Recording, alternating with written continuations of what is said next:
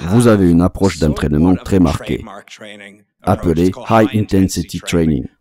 Qu'est-ce que c'est exactement, si vous deviez le résumer? D'accord. Tout d'abord, il y a une histoire derrière tout cela. Je n'ai pas créé cette méthode d'entraînement moi-même. Il y a toute une histoire derrière. Il y a un homme appelé Arthur Jones.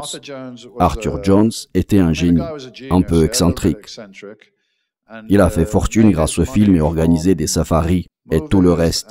Quoi qu'il en soit, cet homme avait beaucoup d'argent, mais il était fasciné par la musculation et cherchait la meilleure manière de développer les muscles. Et comment fonctionnait ce processus? Ce qu'il a découvert, c'est que le déclencheur de la croissance musculaire, c'était l'intensité.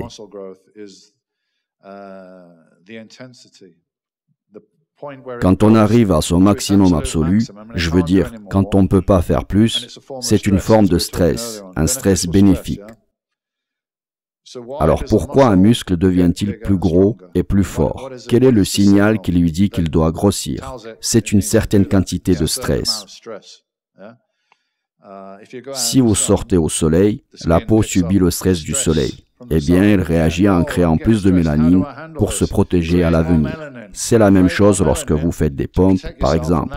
Votre corps n'est pas habitué à cela. Alors, il réagira en construisant un peu de muscle. Cependant, il s'adapte très rapidement. J'ai une théorie selon laquelle la plupart des gens qui vont à la salle de sport obtiennent la plupart de leurs gains au cours des 12 premiers mois. Après cela, ils ne progressent plus, soit parce qu'ils ne sont pas capables de le faire, soit parce qu'ils ne comprennent pas ce qui est nécessaire. Même si je l'explique, ils ont du mal à saisir le concept. C'est l'intensité. Lorsque votre corps est très mal à l'aise et lutte pour faire la dernière répétition et qu'il n'a jamais été soumis à ce niveau de stress auparavant, il se dit « Oh, il faut que je m'adapte ». Tout d'abord, il y a du stress, d'accord? Lorsque vous êtes à la salle de sport, vous ne développez pas de fibres musculaires, vous les endommagez, vous subissez du stress et après votre corps a besoin de récupérer de cet exercice. C'est le processus de récupération. Il a besoin de se reposer, d'obtenir les nutriments nécessaires et d'avoir le bon équilibre hormonal pour s'adapter. Après s'être complètement récupéré, il peut alors se reconstituer ou croître. C'est le processus de stimulation. La plupart des gens ne font pas cette étape parce qu'ils ne s'entraînent pas assez dur. Et s'ils le font, ils ne laissent souvent pas suffisamment de temps pour récupérer. Ils retournent à l'entraînement avant d'être complètement récupérés. Donc, ce dont vous avez besoin, c'est de la stimulation. Vous devez vous entraîner assez intensément. Et vous avez besoin de suffisamment de temps dans l'environnement de récupération. Après vous êtes complètement récupéré, vous commencez à croître. Ce n'est pas l'inverse. Si vous retournez vous entraîner avant d'être complètement récupéré, vous n'irez pas plus rapidement. La première chose essentielle est de stimuler les muscles, ce qui signifie s'entraîner très dur, mais sur une courte période de temps. Alors combien de temps duraient généralement vos séances? Jamais plus d'1 heure, si ce n'était pas une journée dédiée aux jambes, c'est-à-dire les quadriceps, les ischio-jambiers et les mollets. Le temps de repos entre les séries était plus long, car le manque en oxygène lors des squats ou de presse à jambes est plus important que d'habitude.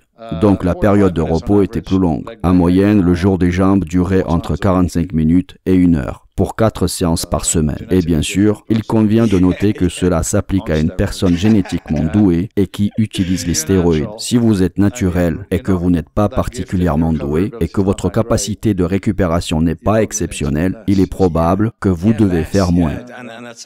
La plupart des gens, en moyenne, qui n'utilisent pas la pharmacologie, s'entraînent 2 à 3 fois par semaine. Le reste du travail se fait en dehors de la salle de sport. C'est simplement un choc bref et intense. Vous faites un exercice jusqu'à l'épuisement, puis passez à un autre exercice.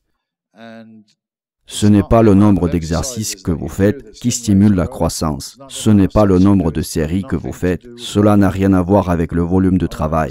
Pensons logiquement. Si le volume était le facteur clé pour stimuler la croissance musculaire, ne devrions-nous pas continuellement augmenter notre quantité d'exercices? En tant que culturiste professionnel, je devrais m'entraîner alors 10 heures par jour et croyez-moi, si c'était nécessaire, je m'entraînerais 10 heures par jour et je mangerais des crottes de chien entre les séries si c'était la clé de progression.